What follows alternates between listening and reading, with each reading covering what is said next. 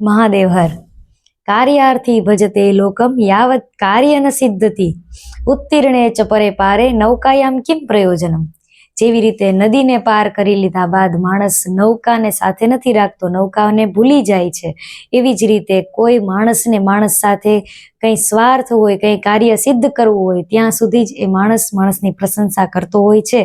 ત્યારબાદ એ માણસ છે એ એક વખત સ્વાર્થ સરી જાય એટલે સામે જે કામ કરી દીધેલું છે એ માણસને ભૂલી જતો હોય છે.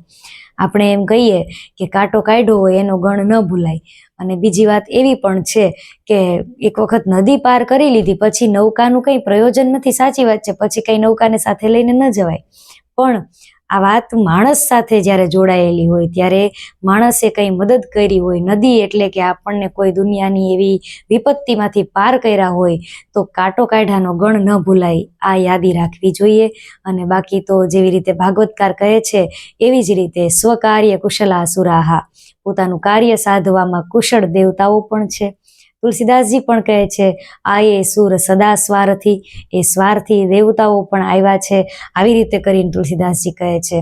એટલે જ્યાં સુધી કામ છે ત્યાં સુધી નૌકા રાખીએ, બરાબર છે, કોઈ વસ્તુનો ઉપયોગ કરીએ, પણ આ વાત વસ્તુ સાથે યોગ્ય છે.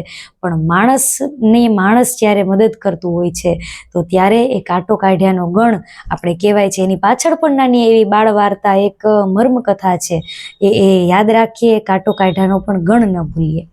મહાદેવ હર.